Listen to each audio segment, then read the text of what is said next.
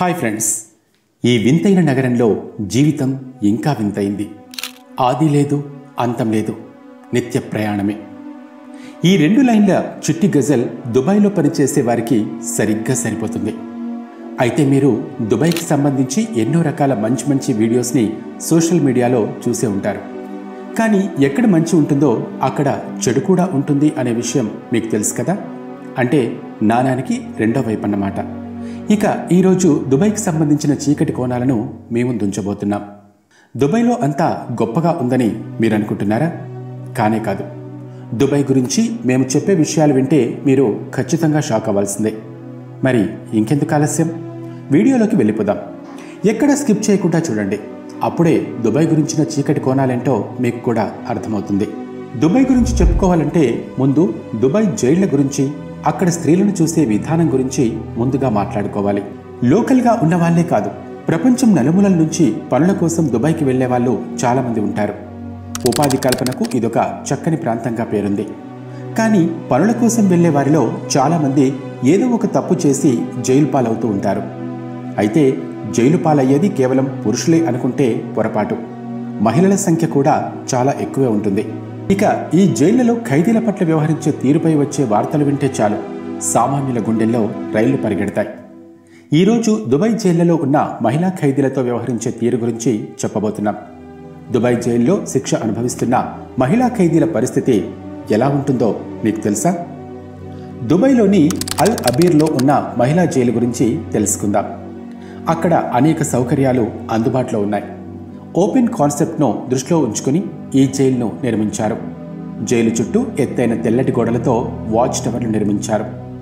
మహిళా ఖైదీలు ఇక్కడ హాయిగా తిరుగుతూ ఒకరితో ఒకరు మాట్లాడుకునే అవకాశం కూడా ఉంటుంది. అందుకే ఇక్కడి బ్యారెక్స్కి ఎలాంటి తాళాలు వేయరు. ఈ మహిళా జైల్లో పురుష ఖైదీల కోసం కూడా ఒక ప్రత్యేక విభాగం కూడా ఉంది. అలాగే మైనర్ల కోసం కూడా స్పెషల్ డిపార్ట్మెంట్ని కూడా ఏర్పాటు చేశారు. ఇక మహిళా ఖైదీలు తమ పిల్లలతో ఆడుకోవడానికి, అలాగే జైల్లో ఉండే షాప్స్కి వెళ్ళి షాపింగ్ చేసుకునే సౌకర్యాన్ని కూడా కల్పించారు. అలాగే ఈ జైల్లో ఖురాన్ క్లాస్, క్రాఫ్ట్ క్లాస్ని నిర్వహిస్తారు. డెంటల్ క్లినిక్ వంటి సౌకర్యాలు కూడా ఉన్నాయి. ఖైదీల పిల్లల కోసం ప్రశాంతంగా ఆడుకోవడానికి ఒక ప్లే ఏరియాను కూడా ఏర్పాటు చేశారు. ఈ అల్ అబీర్ మహిళా జైల్లో దాదాపు 400 మంది ఖైదీలున్నారు. ఇందులో ఎక్కువగా రష్యా, ఇరాన్, శ్రీలంక, పాకిస్తాన్, భారత్ వంటి దేశాలకు చెందిన విదేశీ మహిళలే కనిపిస్తారు. ఇక ఈ జైల్లోని మహిళా ఖైదీలు సల్వార్ కుర్తాను ధరిస్తారు. అది కూడా గులాబీ రంగుతో ఉన్న వదులుగా ఉండే జైలు యూనిఫామ్ అన్నమాట. ఈ యూనిఫామ్తో పాటు వాళ్ళు తమ తలను, ముఖాన్ని కప్పుకునేలా ఒక క్లాత్ను కూడా ఇస్తారు. ఇకపోతే ఖైదీల కుర్తాలకు కుడివైపున రంగురంగుల గీతలు కనిపిస్తాయి. అంటే ఒక్కో రంగు వారి శిక్షాకాలాన్ని సూచించేందుకు గుర్తుగా ఏర్పాటు చేశారన్నమాట. ఉదాహరణకు ఎరుపు చార ఉంటే గనక ఆ ఖైదీ 7 లేదా అంతకంటే ఎక్కువ జైలు శిక్ష పడ్డ ఖైదీ అని తెలుసుకునే అవకాశం ఉంటుంది. ఈ జైల్లో పనిచేసే మహిళా ఉద్యోగులు గ్రీన్ కలర్ యూనిఫామ్ వేసుకుంటారు. ఇక్కడి ఉద్యోగులంతా కూడా ఖైదీలతో మర్యాదపూర్వకంగా వ్యవహరిస్తారు. అయితే ఇదంతా పైకి కనిపించే అందమైన విషయాలు.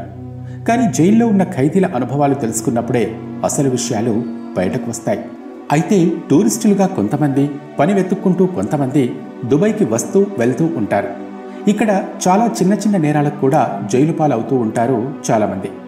అలాంటి ఓ మహిళ జైల్లో తనకు ఎదురైన చేదు అనుభవం గురించి చెప్పింది. ఇంగ్లాండ్కు చెందిన షార్లెట్ ఆడమ్ చెప్పిన వివరాల ప్రకారం ఓ రెస్టారెంట్లో తనతో పనిచేసే ఒక అబ్బాయి చెంపపై ముద్దు పెట్టుకున్న కారణంగా ఆమె 23 రోజుల పాటు దుబాయ్ జైల్లో గడపాల్సి వచ్చిందట. శిక్షాకాలం పూర్తయి జైలు నుండి బయటకు వచ్చిన తర్వాత షార్లెట్ లోపల జరిగిన ఎన్నో విషయాల గురించి చెప్పింది. జైల్లో ఉన్న మహిళా ఖైదీలందరూ ఉదయం 6:30 గంటలకు ఖచ్చితంగా నిద్రలేవాల్సిందే. అలాగే రాత్రి 10:30 గంటలకు ఎవరి బ్యారక్స్లోకి వాళ్ళు వెళ్ళిపోవాల్సిందే. ఆ టైంకి తలుపులు మూసేసి లైట్లు ఆఫ్ చేసేస్తారని, ఇక ఆ సమయంలో ఒకరికొకరు మాట్లాడుకోవడానికి వీలుండదని చెప్పింది. అలాగే జైల్లో ఖైదీలు ఓపెన్గా ఎలాంటి విషయాలను కూడా మాట్లాడుకోకూడదని చెప్పింది. ఒకవేళ అలా మాట్లాడితే గనక వాళ్లకు జైలు అధికారులు వచ్చి వార్నింగ్ కూడా ఇస్తారని చెప్పింది. అలాగే జైల్లో అందించే టిఫిన్ కానీ, లంచ్ కానీ చాలా తక్కువగా ఇస్తారని చెప్పింది. దుబాయ్ జైల్లో ఆధునిక సౌకర్యాలు ఉన్నప్పటికీ ఎవరినీ సరిగా ట్రీట్ చేయరు అని చెప్పింది. మరి చూసారా లోపల ఉన్న చీకటి కోణం? దుబాయ్ కొంతమందికి స్వర్గమైతే చాలామందికి నరకం లాంటిది. ఎందుకంటే తప్పుడు కారణాలతో జైల్లో పెట్టవచ్చని, చిత్రహింసలకు గురి చేసి కొట్టి చంపినా ఎవరూ అడగరని చాలామంది బాధితులు చెబుతున్నారు. ఇలాంటి 2 కేసులు ఇక్కడ బాగా ఫేమస్ అయ్యాయి. వీటిల్లో మొదటిది కార్ల్ విలియమ్స్ కేసు. 2012లో కార్ల్ విలియమ్స్ అనే వ్యక్తి కారులో గంజాయి ప్యాకెట్లు ఉన్న ఒక బ్యాగ్ దొరికిందన్న ఆరోపణలపై తనను జైల్లో పెట్టారని కార్లు చెప్పారు. ఎవరో తీసుకొచ్చి తన కారులో పెట్టుకున్నారని, దాని గురించి తనకేమీ తెలియదని చెబుతున్నా అక్కడి వారు వినలేదట. రక్తం వచ్చేలా దారుణంగా కొట్టారని, అలాగే తన బాడీ పార్ట్స్కి కరెంట్ షాక్ కూడా ఇచ్చారని చెప్పాడు. అలాగే ఒక ఆఫీసర్ అయితే తనపై అత్యాచారం చేయబోయాడని, అది తెలుసుకుని తాను చాలాసార్లు ఆందోళన చెందినట్లు చెప్పాడు. ఇక రెండవ కేసు డేవిడ్ హాఫ్కి సంబంధించింది. Football club managing director David money laundering case విషయమై ఆరోపణలు ఎదుర్కొంటూ అరెస్ట్ అయ్యాడు. నేరం అంగీకరించాలి అంటూ అధికారులు తనను కొట్టారని, చిత్రహింసలకు గురి చేశారని ఒక ఇంటర్వ్యూలో చెప్పారు. ఇలాంటివి ఇక్కడ లెక్కకు మించి, కానీ బయటకు వచ్చేవి కొన్నే. ఇక్కడ కరప్షన్ ఓ రేంజ్లో ఉంటుంది. అలాంటి ఒక అవినీతి కేసులో ఇరుక్కుని $1 ట్రిలియన్ డబ్బును పోగొట్టుకోవాల్సి వచ్చిందంటూ ఒక ఇంటర్వ్యూలో షేక్ మహమ్మద్ అనే వ్యక్తి చెప్పుకొచ్చారు. ఈ నగరంలో ఇప్పటికీ చాలామంది నిరక్షరాస్యులు, పేదలే ఉన్నారు. దుబాయ్లో వర్కర్లను ఎలా పరిగణిస్తారో మీకు తెలుసా? భారతదేశం, పాకిస్తాన్, బంగ్లాదేశ్, చైనా వంటి దేశాల నుండి లక్షలాది మంది కార్మికులు ఇక్కడికొచ్చి పనిచేసుకుంటూ ఉంటారు. అలాంటి వారికి కనీసం ఉండటానికి కాస్త చోటు కానీ, కనీస సౌకర్యాలు కానీ ఏమీ ఉండవు. అక్కడ కార్మికులను బానిసలుగా చూస్తారు. కార్మిక చట్టం ఇక్కడ ఎంత వెతికినా కనిపించదు. ఇక్కడ యజమాని ఎంత చెప్తే అంత. మాట వింటే చేసిన పనికి డబ్బులు, లేదంటే వచ్చే వేతనాల్లో కోతలు వేసేస్తారు. దుబాయ్లో పనిచేయడానికి వెళ్ళాలి అంటే వర్క్ వీసా అనేది చాలా ఇంపార్టెంట్ అనే విషయాన్ని ప్రతి ఒక్కరికి తెలుసు. దాని ఫీజు 1 లక్ష పైనే ఉంటుంది. కుటుంబాలను పోషించుకోవటం కోసం దుబాయ్కి వెళ్లే పేద కార్మికులు ఎంతోమంది ఉన్నారు. ఈ వర్క్ వీసా తీసుకోవడానికి అప్పులు చేసి వడ్డీ వ్యాపారుల చేతుల్లో దోపిడీకి గురవుతూ ఉంటారు. ఇకపోతే దుబాయ్లో అప్పులు చేయటం పెద్ద నేరం. అలా అప్పు తీసుకుంటే కనీసం 6 నెలల జైలు శిక్ష అనుభవించాల్సి ఉంటుంది. దుబాయ్ని వదిలి వెళ్ళాలి అంటే మాత్రం ఖచ్చితంగా తీసుకున్న అప్పు చెల్లించాల్సిందే, లేదంటే జైల్లో పెడతారు. అప్పుడిక వెనక్కి రావడానికి చేతిలో చిల్లి గవ్వ కూడా ఉండని పరిస్థితి వచ్చేస్తుంది. పాస్పోర్ట్ లాగేసుకుంటారు. దుబాయ్లో కార్మికుల పాస్పోర్ట్లను ఎంతోమంది యజమానులు లాగేసుకుని వాళ్లను ఇబ్బందులకు గురి చేసిన ఎన్నో సంఘటనలున్నాయి. అలా పాస్పోర్ట్ లాగేసుకుని వాళ్లను బ్లాక్మెయిల్ చేస్తూ వారు సంపాదించుకున్న కొంచెం డబ్బును కూడా దోచేసుకుంటారు. అలా వలస కార్మికులు తిరిగి స్వదేశానికి రాలేక, దుబాయ్లో బతకలేక పాపం చాలా కష్టాలు పడుతూ ఉంటారు. ఇక దుబాయ్ కోర్టులో కూడా చాలా వివక్ష చూపిస్తూ ఉంటారు.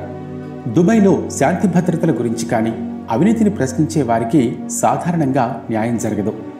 దుబాయ్ వ్యవస్థ ఇలా ఉంది కాబట్టే ఇతర దేశాల వారు దుబాయ్కి అస్సలు సహకరించరు అనే ఆరోపణలు కూడా ఉన్నాయి. అంతేకాదు ఇతర దేశాల్లో అక్రమంగా సంపాదించిన డబ్బును దుబాయ్లో ఖర్చు చేస్తారని కూడా టాక్ కూడా ఉంది. నైజీరియా ఆర్మీ చీఫ్ జనరల్ తుకూర్ యూసుఫురాదాయ్ దుబాయ్లో $5 లక్షల విలువైన 2 ఆస్తులను కూడబెట్టినట్లు గతంలో ఆరోపణలు వచ్చాయి. నైజీరియాలో అక్రమంగా సంపాదించిన డబ్బుతో వీటిని కొన్నట్లు తెలిసింది. ఇక దుబాయ్లో చిన్న చిన్న విషయాలు కూడా పెద్ద ప్రమాదాలను తెచ్చిపెడతాయి. దుబాయ్కి వచ్చే విదేశీ మహిళలు జాగ్రత్తగా ఉండాల్సిన అవసరం ఉంది. ఉదాహరణకు మహిళలు మద్యం సేవిస్తూ కానీ, లేదంటే రకరకాల డ్రెస్సుల్లో ఫొటోస్ దిగి సోషల్ మీడియాలో పోస్ట్ చేస్తే గనక వాళ్ళు దుబాయ్ లా ప్రకారం కేసు నమోదవుతుంది. ఒక్కోసారి జరిమానాతో సరిపోతుంది. ఇంకొన్ని సందర్భాల్లో జైలు శిక్ష కూడా అనుభవించాల్సి వస్తుంది. ఇక్కడ బాగా డబ్బున్నవారు డబ్బిచ్చి మరీ అమ్మాయిలను వస్తువులను కొన్నట్టు కొనుక్కెళ్తారు. అందుకే కిర్గిస్తాన్ నుండి అమ్మాయిలను ప్రత్యేకంగా దుబాయ్కి తీసుకొస్తారు. మరి చూశారా, దుబాయ్ పై మెరుపుల వెనుక హృదయ విదారకమైన చీకటి సామ్రాజ్యం కూడా ఉందన్న విషయం మీకు ఈ పాటికే అర్థమై ఉంటుంది కదా. మరి ఈ వీడియో మీకు ఎలా అనిపించింది కింద కామెంట్ సెక్షన్లో తెలియజేయండి. Thanks for watching.